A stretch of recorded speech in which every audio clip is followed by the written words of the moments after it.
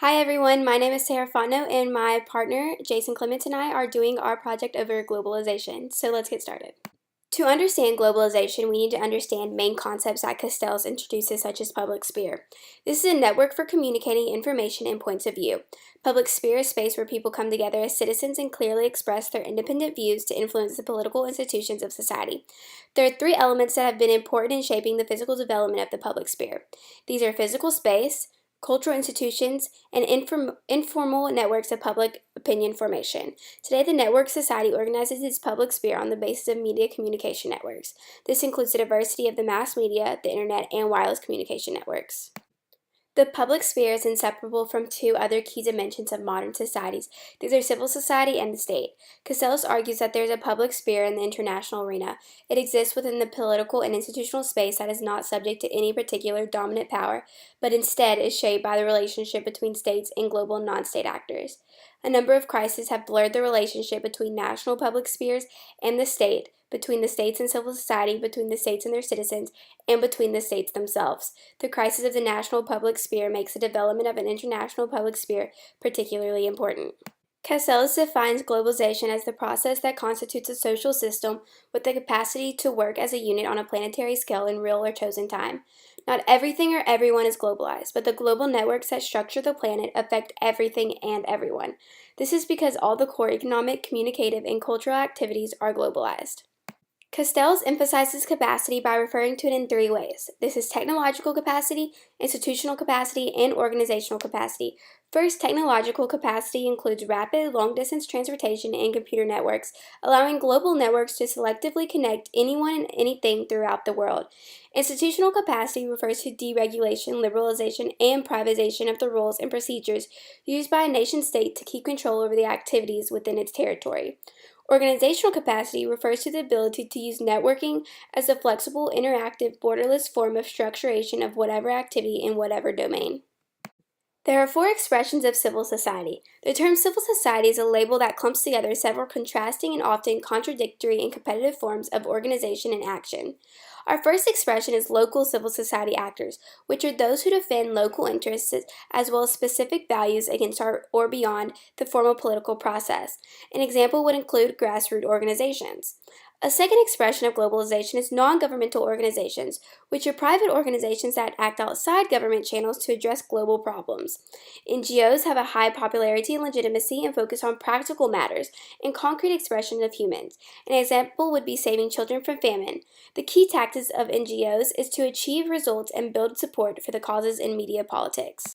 The third expression of global civil society is social movements, which aim to control the process of globalization. In attempting to shape the forces of globalization, these social movements build networks of action and organization to encourage a global social movement for global injustice. Last, the movement of public opinion. This is made up of abundance of information in a diversified media system. The capacity of social movements to change public opinion still depends on their ability to shape the debate of the public sphere. Nation-states are the institutional set comprising the whole state. An example would be national governments, parliament, or the political party system.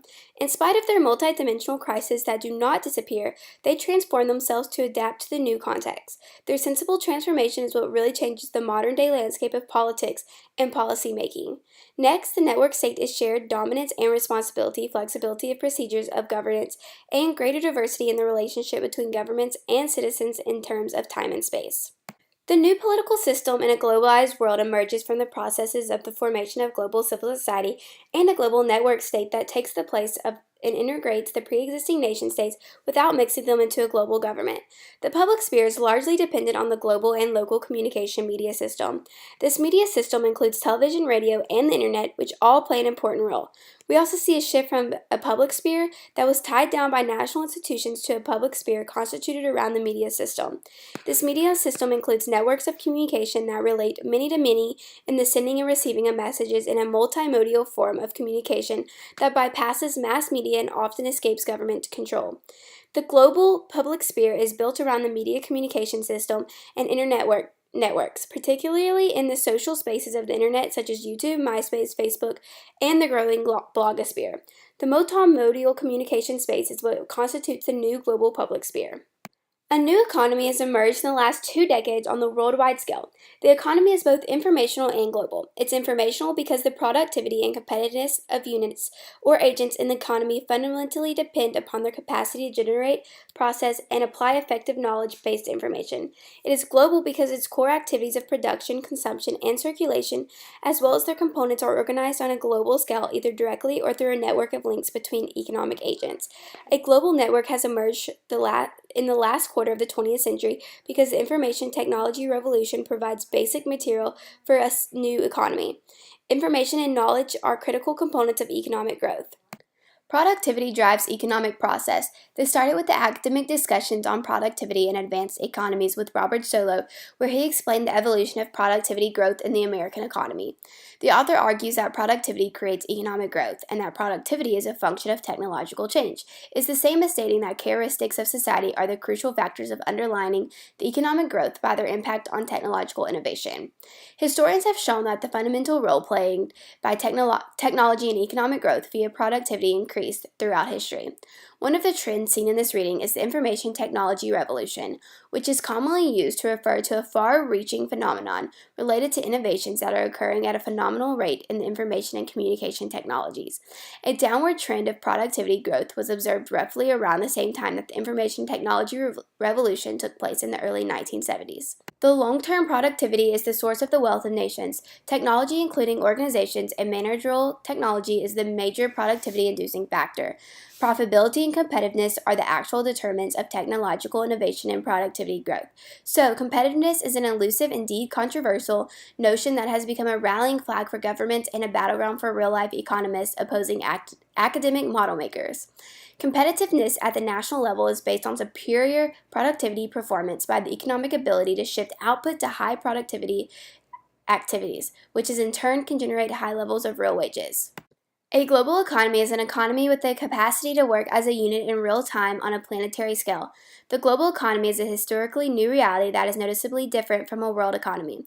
It was only in the late 20th century that world economy was able to become truly global on the basis of the new infrastructure provided by information and communication technologies. The global economy is internally diversified into three major regions. These are North America, European Union, and the Asian Pacific. Also, data shows that the trade and investments are increasing both within the triad area. Another qualification that is essential in defining the profile of the global economy is it is not a planetary economy, which means it does not embrace all economic processes in the planet, does not include all territories, does not include all people in its work, but it does affect directly or indirectly the livelihood of the entire humankind. Its operation and structure only concerns segments of the economic structures, countries, and regions in proportions that vary according to the particular region in the International Division of Labor. Alex Kalinicus notes that globalization is understood as an economic process, and a definition of globalization he gives would be the increasing cross-border integration of production and markets. And the most important thing about that definition he defines is that it's all about the economy. So economic globalization is what's important. Globalization is a transhistorical process. The conception of globalization comes after the Cold War ends, and it's not meant to be secular, but a highly specific political and economic project. Globalization is represented by the neoliberal policies of the Washington Consensus, and it's achieved by deregulation, privatization, monetary and fiscal stability of companies involved. And the main goal is to maintain and extend the position of the U.S. as the global dominant power. So the biggest example of globalization as a transhistorical process would be the Clinton administration's post-war global project after the Cold War, and its main goal was to anchor American economic ascendancy. And it involved the opening of a state's political economy to an entry of products, companies, financial flows, and financial operators from other core countries. And this makes policy dependent on decisions and developments made in Washington, New York, and other main capitalist centers. So now, instead of globalization as a transhistorical process, we look at it as an imperial project. And this starts with Niall Ferguson's Anglo-globalization. So the British Empire was the first agency for imposing free markets, the rule of law, investor protections, and relatively uncorrupt government. And Ferguson claims that the liberal empire would be the only case for failed states of the world by having an intervention of a foreign power capable of constructing the basic institutional foundations that are indispensable for economic development.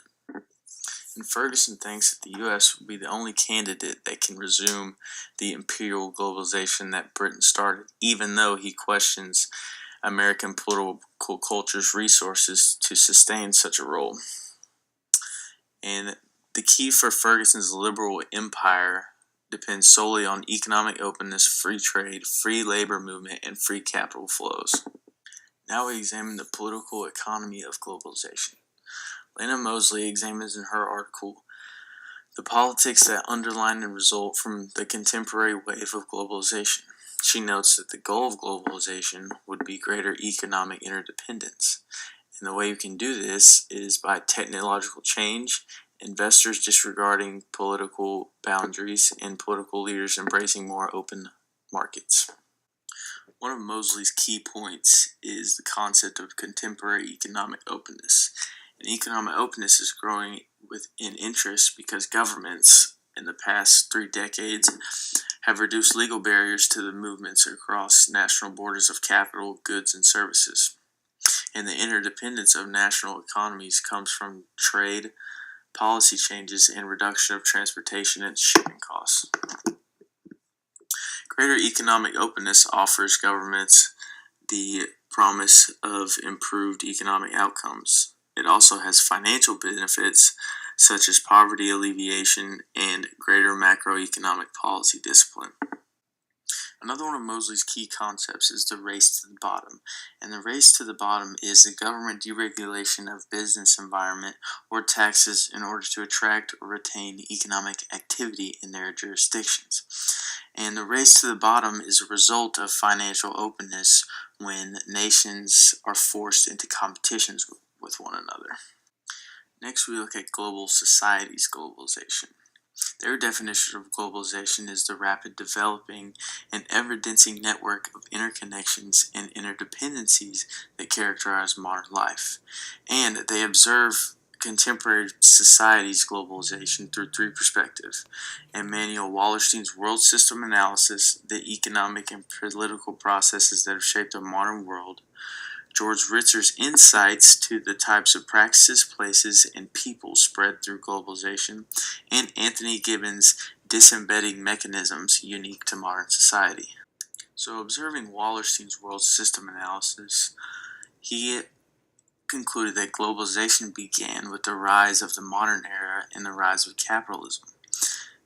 And his work focuses on the world system, and the world system is composed of the core, which would be the United States, the dominating economic power, the periphery, which provides raw materials to the core of the United States and relies on the core's expensive products, and the semi-periphery, which is exploited by the core like the periphery and, like the core, exploits the periphery.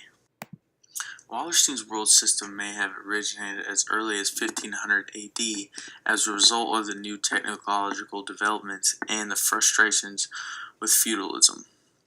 And new trade routes allowed European powers to extend their economic might to all corners of the globe until, as Wallerstein argues, globalization reached its limit in the 20th century because capitalism was finally able to reach all parts of the globe.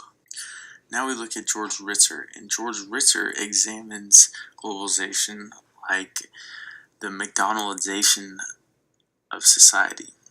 And he uses the principles of fast food restaurants, such as McDonald's, that are coming to dominate more and more sectors of American society as well as the rest of the world.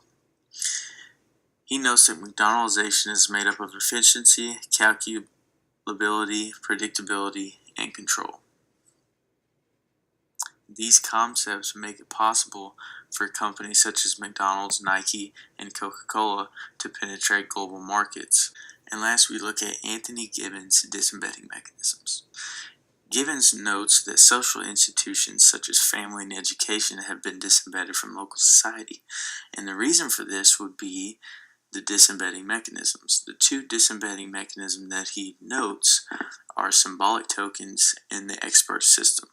Symbolic tokens would be the media of exchange, such as money, that can be passed among individuals and institutions. The second would be the expert system. The expert system is a system of engineers, doctors, and architects that he claims now run the community instead of the traditional rule of thumb, such as families.